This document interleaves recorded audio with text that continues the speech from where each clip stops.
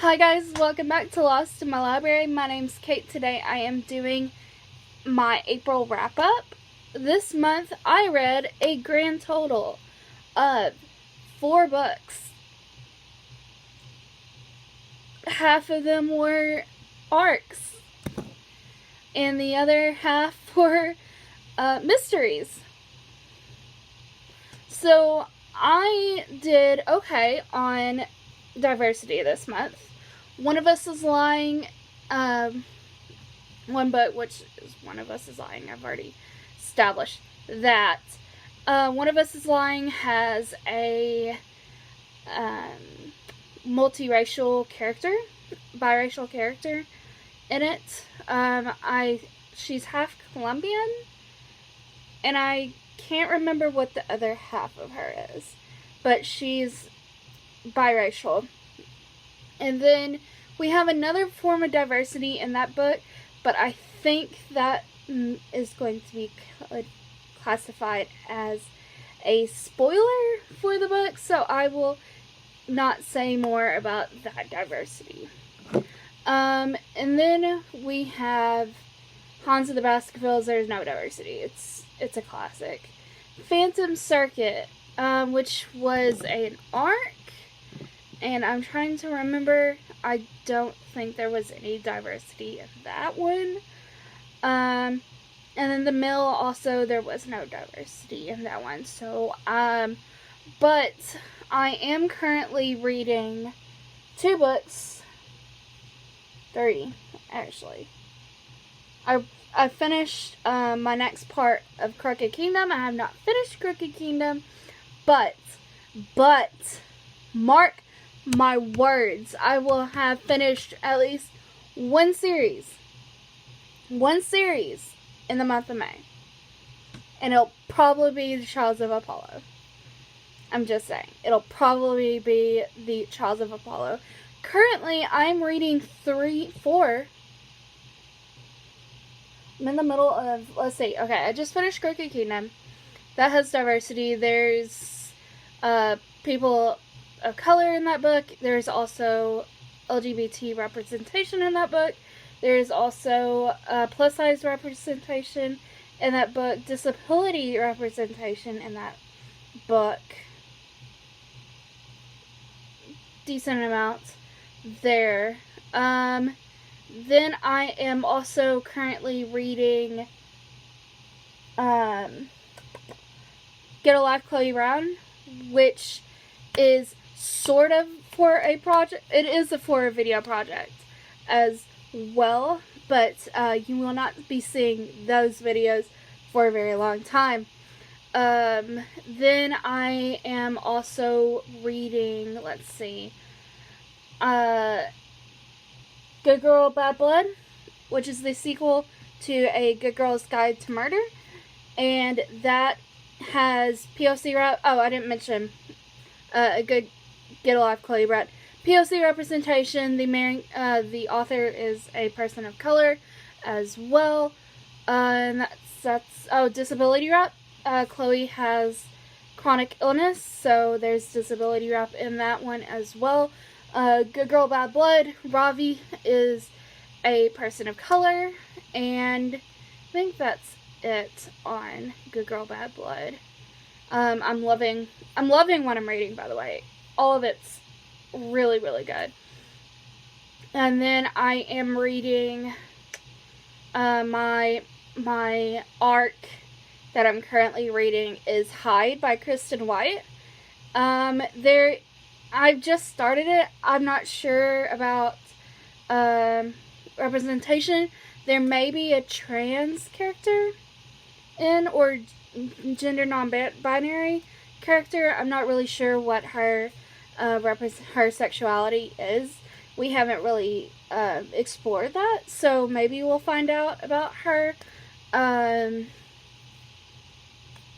All I've seen is that she was called out to be a lesbian, and then she's like, well, she hasn't come out, and that's fine. We just haven't gotten very far in that book. So, I don't know. I don't want to assume, so there may not. I think there is also there. Oh yes, there is PSE rep in that one as well. And then I am reading. I'm reading.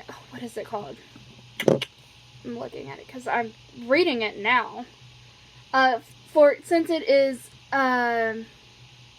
AAPI month, I am reading The Last Fallen Star by Gracie Kim. This is a Rick Riordan Presents book. And I do believe that Gracie Kim is Korean. So, that will be in honor of celebrating AAPI month. So, History Month. So, I'm doing really great on representation at the moment of a wide diversity, or more diversity of what I'm reading, besides Hyde by Kristen White. It seems like we have good amount of representation in everything that I'm currently reading. Okay, we've gone over what I'm currently reading. Wow, that was a lot. This is probably going to be pretty short because 2 of the books that I read this month, we'll go over them really quickly since they've already have reviews up. I will leave in the description the links to those reviews. First up was Phantom Circuit, and that was by Austin Farmer. I ended up giving this 3 stars, mainly because this book was very, very confusing. I like the idea of Bloody Mary, but it just was very confusing. It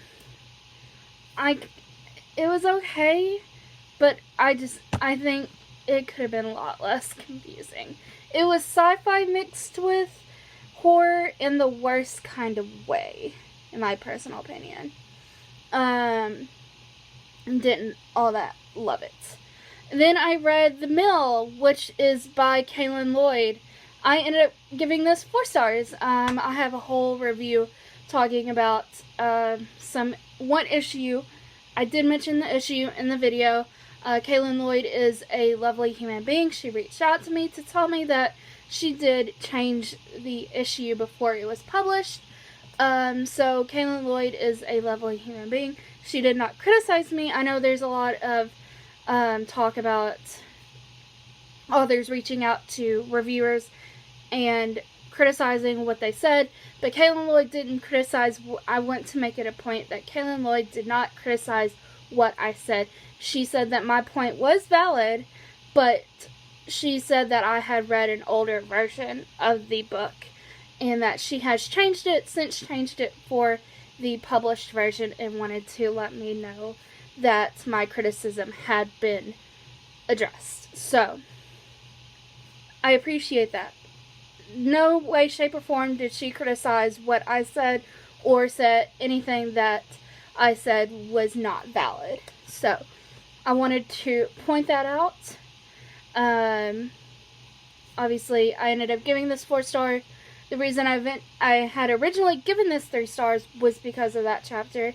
But since it has now been changed, I feel, and I have read the new chapter, and I have enjoyed it, so I did bump that up a star. Okay, so let's talk about the 2 books that I didn't, that don't have reviews up.